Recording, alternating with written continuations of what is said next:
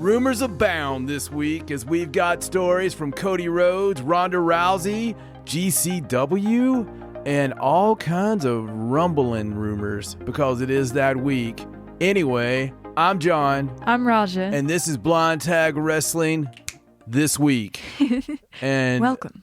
I gotta tell you, this is a little different. Oh, just a little bit. Just a little bit different. But that's okay. We like different. Different is good. You still have our beautiful faces. You do. So Hi. you should be happy. How you doing? We should all be happy. We should all strive for happiness. So speaking of happy, what we're doing here is a little bit different. And this is kind of a preview, if you will. If you will.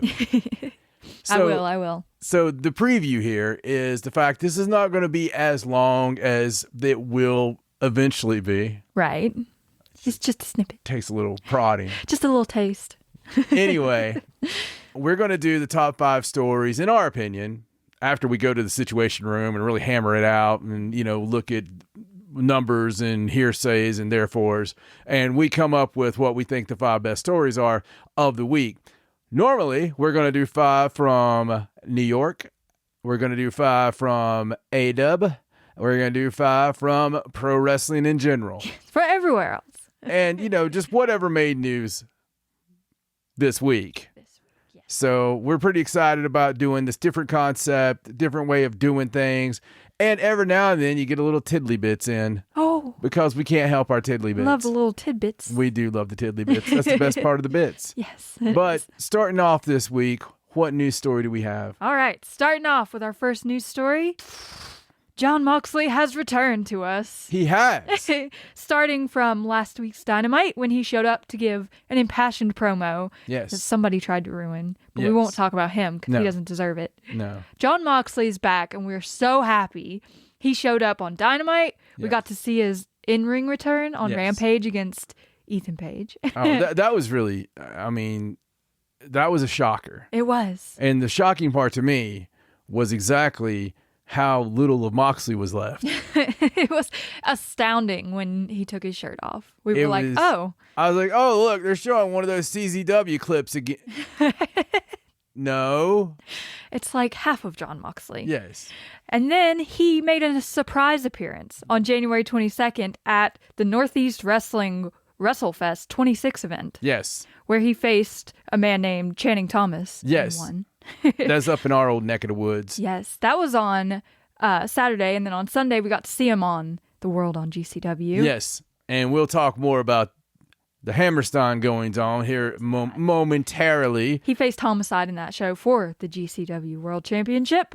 And then he was at the tapings this week for Dynamite and Rampage where he's facing Anthony Bowens on Rampage. So he's just back in it. I guess he's just jumping right back in the deep end. Yeah, buddy. man. He's already had more matches this year probably than anybody else. Yeah, he's just going for it. He's been back a week. We love him for it, though. Yeah, and you know what? It's so nice to have him back, have him, defeated his demons. Yes. Because his impassioned promo to start it out, promos don't get much better than that. They really don't. I know you spoke about it, but that was really good. And right when I thought that you couldn't get any better than that, you get, I don't want to say better, but weirder. And that's where we go with our second story. Different. Okay. I love it. Like I said, different is good. But Cody Rhodes. Oh, God. Cody has had quite the week himself. And polarizing is the word. Yes, absolutely. Me personally, I love Cody Rhodes. Yes, we're a Cody Rhodes house. Absolutely love Cody Rhodes. And from the very first, Raja and I sniffed this out. Yeah, we're like, oh, this is all like within the story. So we were all smarty pants. We knew this was like where it was going. Yeah, everyone's like, is he going to go in the Royal Rumble? Right. Is he going to go to Impact? Well, here's the deal, though, Pickle. The problem is, after the last promo that we seen, after the taping of Dynamite, yes, and after that 5-star ladder match, shoo-wee, bud. because, well, my God. Yeah, my goodness. Talk about a hot opener. We'll turn back. We'll turn back to the ladder match in a moment. But they did a special AEW exclusive content. Right. It's like behind the scenes right after the match. Right. YouTube sort of like deal. New Japan post-match comments. Exactly. That kind of exactly. And he was very passionate, and he said, the Sean Ross Sapp rumors are true. Yeah. Meaning that I'm working without a contract. I'm on a handshake deal right now. He said that's 100% legitimate. Yeah, he swore on Pharaoh's life. Oh, man. And, so... Doesn't get any more serious than that. It was very passionate with that. He said, I've had a lot of interesting conversations with people saying what I should do with my career and all this stuff. And he said, but, I've not had any time any better. Of course, I'm paraphrasing than what's happening tonight. He feels at home under the lights in AEW. He's happy to be in AEW. He's just thinking things through. Yeah. So it's been... I love it. Listen, man, he won the crowd over last week. Yeah. When he started talking about the pipe bomb promo of CM Punk, and he talked about all the things that CM Punk had said that, he was going to do. He's like, I did those things. Yes, he did. And when he started naming them off, I started this revolution. I built this effing door. He started really going off on it. I was popping. Yeah, you can't argue with him. He did all those things. He did. I think people forget sometimes some of the things he has done. And every time the man goes out, every time, he might not be the flippity flippoos of all flip eyes, but he absolutely goes out there and does something memorable. Yeah. Whether it's, jumping off the cage, right? Going through a burning table. Going through the burning table, just doing all these things. He has always rose to the occasion. And in fact, he reminds me of Tommy Dreamer back in ECW when Tommy Dreamer had to earn the respect. And people, they were like, he's not our hardcore guy. Until he was, yes, sir, may I please have another, and earn that respect from the ECW faithful. Right. That kind of reminds me of this in a little way because of the things Cody puts himself through. Right. He's like, look at what I'm doing for you. For the adoration. This is for you because I love you. And it's insane because the ladder match he had with Sammy Guevara. Jesus. Listen, man, there was bumps in there. And listen, a lot of it's on Sammy too, right? Yeah. But that cutter... Oh, that's so beautiful. Ladder to ladder, perfect timing. There's no way on God's green earth you should be able to do that. It was amazing. The best suplex that I've ever seen off a ladder. Crossroads off a ladder. I mean, dude, that suplex, the bump Cody had to take. You got to think. Yeah. You're 12 foot in the air. Yeah. You have to tell your body. Fall backwards. Boy, we're going to go backwards. And your body's like, And we're going to be fine with it. I don't think so. And he does it with the perfect land. I mean, he is all that. The thing we've always wanted to see where he grabs the belt thing and they hang from it and then they fall. It's just great. All of it. I thought he broke his ankle on that. I really did. I think one of the worst ones was when he threw Sammy into the hinges of the ladder. I was like, oh, he's going to get pinched. Yeah. It's gonna suck. Do you think Cash was in the back going, ah? Yeah, probably. No. We were live for that. Oh goodness. I'll never forget. We were there for the squirty my squirt ripping his arm open. And then of course Sammy doing his senton off the tall ladder and only hitting with the top of his back, so it looked even worse. Speaking of being live for that, it was weird not being live at the show after being like 7 in a row. There was quite the tour there. Holy God. A lot of shows. I'm not done. Not done. No. We got stuff coming up. In fact, your tidbits.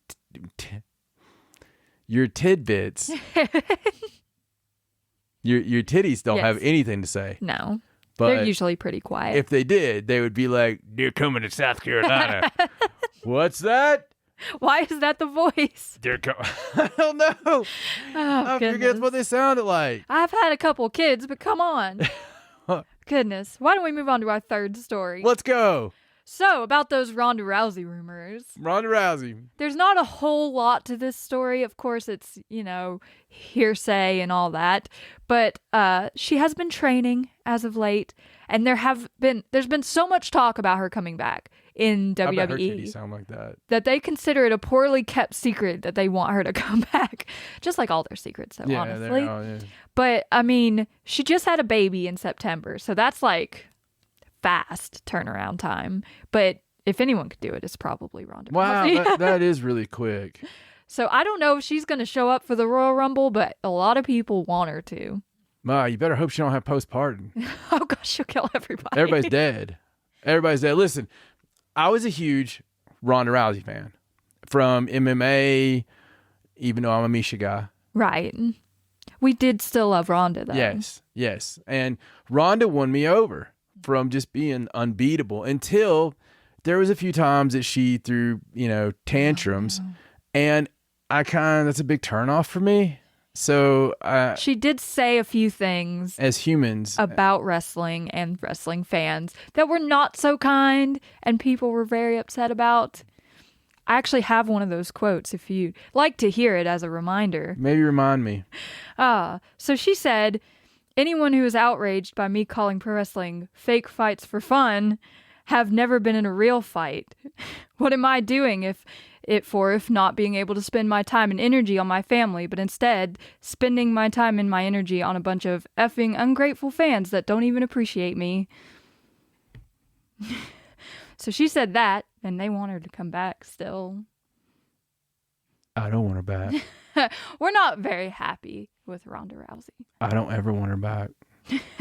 I'd forgot the actual words and the verbiage. Yes. Not only did she take a shot at wrestling in general, but at the fans who make wrestling popular. Like, you're nothing without the fans. And we were all for Ronda Rousey in wrestling. We got the shirt. We were on board. And she just blew it on her own. We need to go to the next story. All right. Next story. Game Changer Wrestling. Yes. Brett Lauderdale and company did a spectacular job of promotion. Mm-hmm. They have built this from the ground up, mom and pop. I mean, it's been taking it all on up there, and I've been grateful to see it. I've been lucky enough to be live many times. We love GCW. GCW has been, it's a staple in our house. It's always been, from spring break on. Yes. It's been one of those things like when we heard Hammerstein Ballroom, we were like, yes. We've taken the good with the bad, and there's been both. Yeah, we've taken the good feeds and the bad feeds, and there's been both. Yes, mostly bad feeds. Mostly bad feeds. And we've had a lot of fun with it. A lot of fun. Oh, yeah. Some memories, man. Some real memories with GCW. And it's not for everybody. It's definitely an alternative because I could not eat and survive with GCW on my plate alone. Right. It has to be like that. It's the side dish. The side dish, yeah. It has to be something that you don't get every day. Right. And for some people, that side dish is a vegetable they don't like. But for other people, they love that vegetable. It's their favorite vegetable. Some people survive on chocolate. Yeah. Trust me. and we know those people, and they all filled up the Hammerstein. Oh, goodness. So there was good and bad. Definitely. So I feel I hate to do this again, but I have to go back to ECW. Okay. So ECW, when they went from Bingo Hall to Bingo Hall pay-per-view, they had a few issues. It wasn't as faithful to what we were used to seeing on our videos we all ordered that Tommy Dreamer stuffed in packages and sent out. And that's to be expected. And it just got worse from there because you went from there to like the TNN network. And yes, ECW owned the Nashville network. And it was watered down. It was It was a remnant of the ECW that we knew. Trying to cater to a broader fan base. Especially when you are built on being rebellious. Right. And then you're having to hit your time cues. And obviously the cats on Sunday had never had time cues. Some of them. Because we had the 5-minute Briscoe Brothers main event. Oh, gosh. That kind of hurt. A little. I'm sad. So, but honestly, Brett had put some stuff out afterwards. And about maybe people told him some things that didn't happen. And, he really wanted, and he's such a legit dude. I love Brett Lauderdale. I really do. And he's made something great. And I have to admit, listen, there couldn't be a nicer guy in wrestling. There couldn't be a more genuine guy. Mm-hmm. I've been sitting beside a certain worker on my couch the day after he worked an LA show when Brett got a hold of him and gave him more money, even though he had already paid him. And I'm not telling amounts or people or anything like that. I'm just telling you what a person he is. Right. Just because I guess they had done better or whatever, right? Right. That doesn't happen in pro wrestling normally. No. So People aren't that nice. yeah, no, it's a cool deal, man. And it is. So some of the positives, there was a story come out from Fight Network. Yeah, the Fight chief operating officer actually said that it's the best GCW show that's ever been on Fight. So they did better sales-wise with this show than any of their others. Crazy, because you got to think like Joey Janela's Spring Break. Oh yeah, Spring Break is a big deal. Yeah. But this was the Hammerstein. Yeah, I know. It's still kind of nuts though. It is. Because, just around Mania time, you're all excited about seeing other wrestling. Yeah. That's the big thing about Mania anymore is like all the indie shows, and Spring Break is the epitome of those indie shows. So this could be, if not from the work, this could be by the numbers, one of the most successful indie shows of all time. Because they had 2,000 people there, completely sold out. And obviously a lot of people watched it. I mean, they pushed the crap out of this show and brought in a lot of big stars. Yeah. And it was a good show. Yeah. It was enjoyable. Yeah. There were some things we wish would have happened differently. Right. But isn't that always the way with wrestling? I mean, listen, I would like to see some blood. A little bit, yeah. We're used to that from GCW. And I would have liked to seen... some of the stuff, you got to look at long-term plans, right? Is Jeff Jarrett coming back? Now, I personally like the Jarrett win. Yeah. Me personally, because I could see where that could go. That was an entertaining match, too. And I think that you're teaching a lesson, then you got a real reason to get behind. You think you're behind Effie already. Yeah. But that gives you a real reason to get behind Effie. Right. That dirty dog, dadgummit, and I love Jeff's new character of the outlaw Jeff Jarrett. Yeah. This is the most entertaining Jeff Jarrett character ever. And of course we had that fabulous Matt Cardona Joey Janela match with all the guys in it. So okay, great. so overbooked, just a tad overbooked, but it's Joey Janela's bread and butter, man. Dude, Joey is a sideshow carnival act, and there's a special place in my heart for that. If anybody in the current crop of AEW contracts coming up gets a new contract, I hope to God Joey gets another chance. I hope Joey gets that another 3-year contract and a slight push, and he looks great. He's doing great work. It's just the guy's got a great mind for creativity and for fun, and yeah, he's always entertaining. I don't know. I just like to see that. But hey, hats off to you, GCW. Good job. Definitely one of the top stories of the week for a good reason. Yes. Now we're going to move on to our last story, which is a bit of a head scratcher, but we're very interested to see where this turns out. So, WWE have made a deal with Disney in Indonesia to host their WWE Network content on Disney Plus over in Indonesia. So all of their big shows, starting with the Royal Rumble, are going to be shown on Disney Plus over there. You know how much Peacock scrubbed the network to censor it and take off some old content that they didn't think was good for NBC viewers? Right. Wonder what Disney's going to do. But listen, I mean, we've thought about how funny a Disney WWE merger would be, and the cartoon shows they could create. Oh yeah. I mean, there's gonna be, can you imagine The Mandalorian? I mean, we should have known when Sasha Banks showed up on there. Should have known. Yeah. Now we sign. Now we can have true crossovers. They'll have Mando at WrestleMania. Mandalorian enters the Royal Rumble. You heard it here first. He's just crazy enough to do it. No. I can see it now. We'll put a mask on him. He could bring Grogu with him. Oh, goodness. If Triple H was still working, he would do the full Mando, because you would have the license. It would be the same company. Absolutely. There has to be somebody could do the Star Wars entrance. There would be so many Star Wars themed gear. It would be ridiculous. They'd have a Star Wars pay-per-view. I guarantee it. I would be down for that. Oh, goodness. Give me a Star Wars pay-per-view. So they did say that they are looking to broaden this partnership to other territories, because Disney Plus wants to up those subscribers. We've been talking about, they have a goal. Yes. But we've been talking about this. Everybody's been talking about this. Maybe WWE's going to sell. Maybe that's why that they're sending everybody to hell. Maybe that's all this stuff. You know, they've been cutting it down. They've been making it thin. They've been, you know, they've been like the 35-year-old divorced guy, and you know, after a month after she leaves, you know, dropping 100 pounds and like wearing those tight jeans and going to the gym getting again. Everything ready. Yeah, I mean, they've been looking good. Yeah. You know, the thing is, that's crazy because if they talk, they met. Okay. Yeah. They're talking, they met. They know each other. There's a connection. Yeah. Between WWE and Disney. There's definitely a connection. It's there. So all your rumor mills can really go wackadoodle because it's real. It's happened somewhere.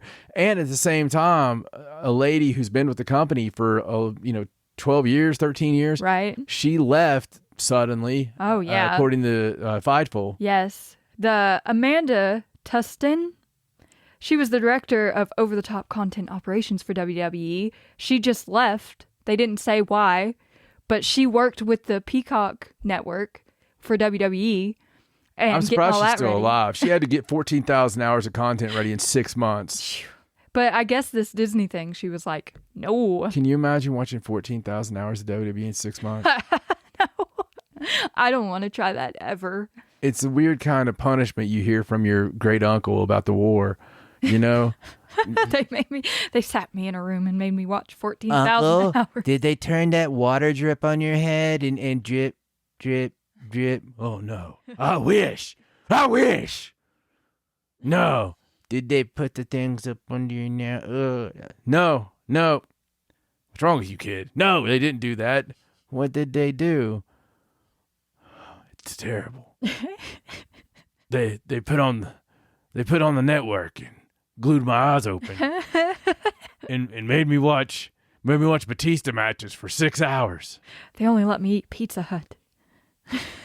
Oh my God! Maybe they just let him watch the Pizza Hut matches, or just the sponsored matches. Yeah, the sponsor matches. Oh goodness. The sponsor matches. So she either left because she didn't want to do this all over again, or maybe she's upset that they made a different deal.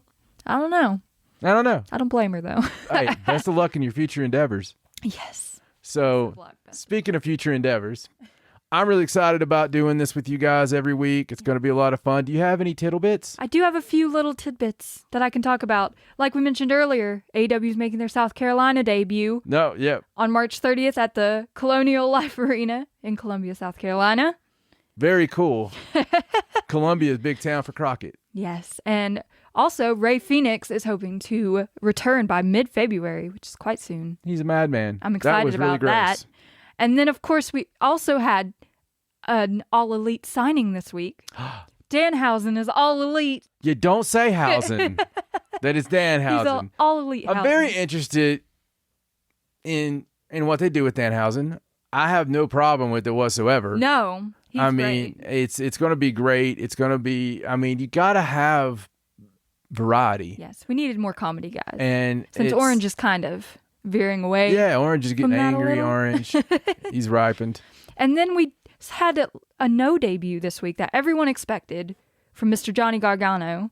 They even chanted his name while we were in even Cleveland. my Pro Wrestling Tees box had a Johnny Wrestling shirt. Yeah, we were like, is this a sign? Yeah, it wasn't a sign. He's talked to people within AEW, but there haven't really been any formal conversations. He's sticking to his guns. He said, I'm going to stay here for the baby to be born. He got a little baby being born. It's not born yet. Yes. So little baby wrestling's not here yet. And my very last tidbit is that Marco Stunt is accepting indie bookings. So if you want him in your indie promotion, he's out there ready to go. And and he is he's a local guy, so to speak, for us. So, he's definitely going to draw some fans if you book him on there. So give him book him. Book Shoot Marco. him an email, give him a call. You got to book him and then send Hook. Yes, send Hook, always. Always send Hook. For Raja, I'm John. Until next week, so long from Blind Tag Wrestling This Week. Bye.